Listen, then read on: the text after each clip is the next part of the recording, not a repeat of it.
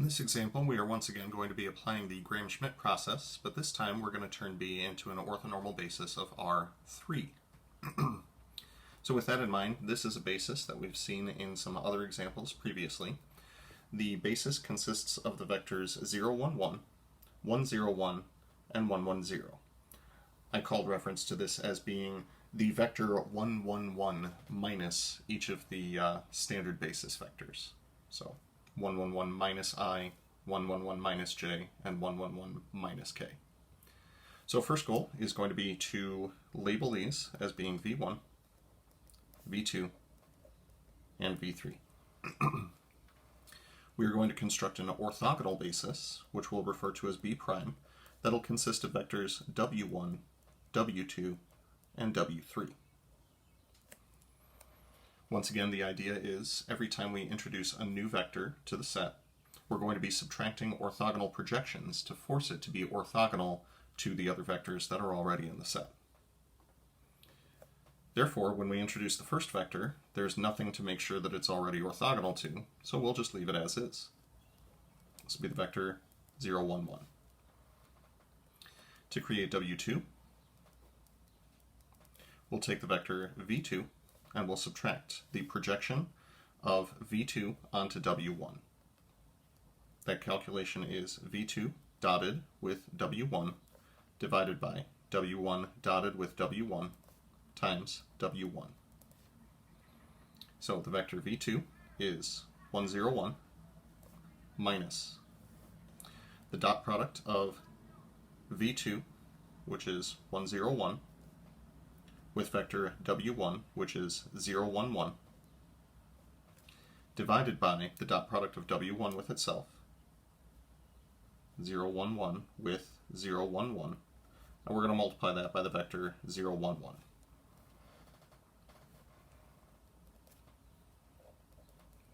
So we got 1, 0, 1 minus the dot product of these two vectors will be 1 times 0 plus 0 times 1 plus 1 times 1, simply 1. In the denominator, 0 times 0 plus 1 times 1 plus 1 times 1. That is 1 plus 1. Didn't even need my calculator for that one. To combine these to a single vector, we have 1 minus half of 0. 0 minus half of 1, and 1 minus half of 1. So the vector we wind up with is 1, negative 1 half, 1 half. We can verify with a quick dot product that these two vectors are, in fact, orthogonal to one another. Now for the real challenge.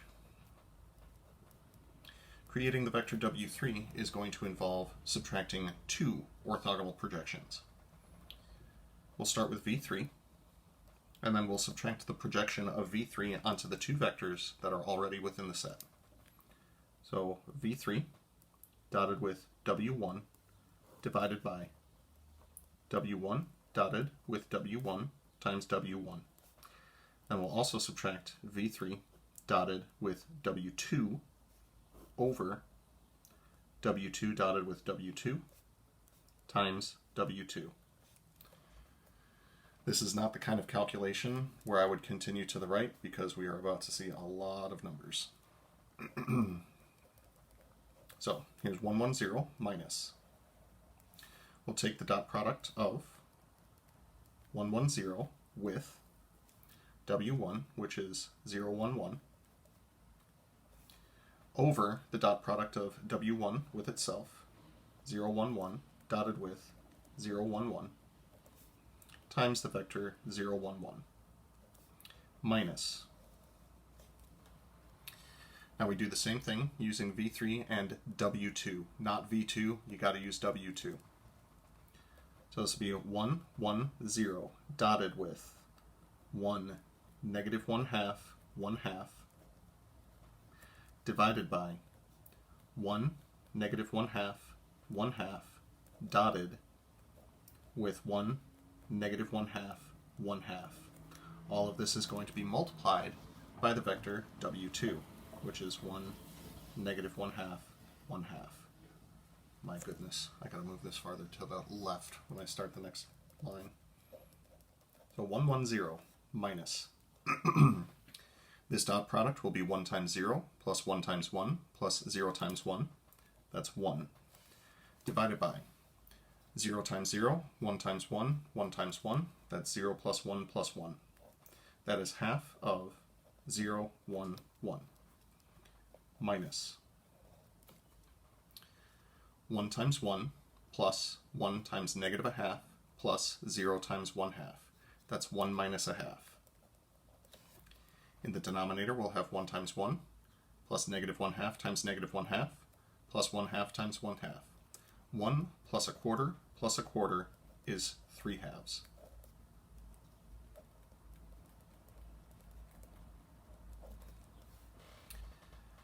Wow, we're just having a great time, aren't we? Let's deal with these scalar multiples first before we combine to one single vector. So this will be minus 0, 1 half, 1 half. When we combine this, a 1 half divided by 3 halves, that'll be 1/3. So we'll take 1/3 of 1, 1/3 of 1 half, negative a half, and 1/3 of positive a half. Fingers crossed that this turns out okay. For the first component, 1 minus 0 minus 1/3. That'll be 2/3. For the second component, 1 minus a half is a half, minus negative 1/6. That'll be positive 2/3. And for the final component, we have 0 minus a half minus a sixth. That is going to be negative 2/3. So yeah, that did turn out remarkably okay. Now at this point, I'd like to do the same thing as what I did for the previous problem and see if we can pull out some things that will make the normalization process a little bit nicer. We can pull out a 1 half from vector W2 to leave us with 2, negative 1, 1. And we can pull out a third from vector W3. Oh, excuse me, we can pull out 2/3, make this even easier. And have 1, 1, negative 1. That should go well. So let me go ahead and copy these 3 vectors down in a place where we have a little bit more space. So orthogonal basis B prime is going to be equal to the vectors W1, which is 0, 1, 1. After we pulled out the factor of 1 half, we had 2, negative 1, 1. I'm going to double check that because I don't trust myself. Okay, good. And then after we pulled out the 2/3, the other one was 1, 1, negative 1. So 2/3 times 1, 1, negative 1. And once again, if you want to do a couple of quick dot products just to verify that they're all mutually orthogonal, ignoring the coefficients of 1 half and 2/3, we see that they are in fact all mutually orthogonal. So this is an orthogonal basis. Next step is to normalize all of these. So vector u1 is going to be the vector w1 divided by the magnitude of w1.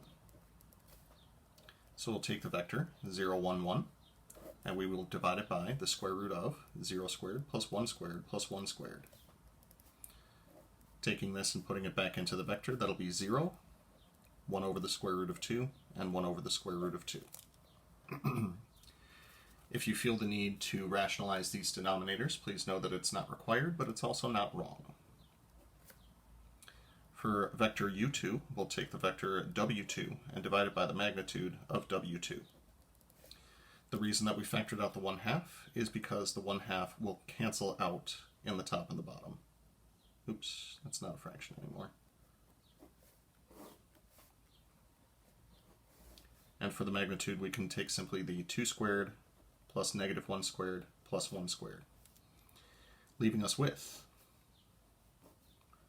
2 over the square root of 6, negative 1 over the square root of 6, and 1 over the square root of 6. And finally, vector u3 will be equal to vector w3 divided by the magnitude of w3. That'll be equal to 2/3 of the vector 1, 1, negative 1 divided by 2/3 of the appropriate magnitude. 1 squared plus 1 squared plus negative 1 squared. Simplifying as much as possible, this will be 1 over the square root of 3, 1 over the square root of 3, and negative 1 over the square root of 3. As such, our orthonormal basis of R3, which we're referring to as B double prime, will be equal to the three vectors 0, 1 over the square root of 2, 1 over the square root of 2, 2 over the square root of 6, negative 1 over the square root of 6, 1 over the square root of 6, and finally 1 over the square root of 3, 1 over the square root of 3, and negative 1 over the square root of 3. Whew, what a process. Thanks, Graham. Thanks, Schmidt. Should probably not cover that up so that everybody can actually see what the final answer looks like. Woo! Orthonormal basis. Woo!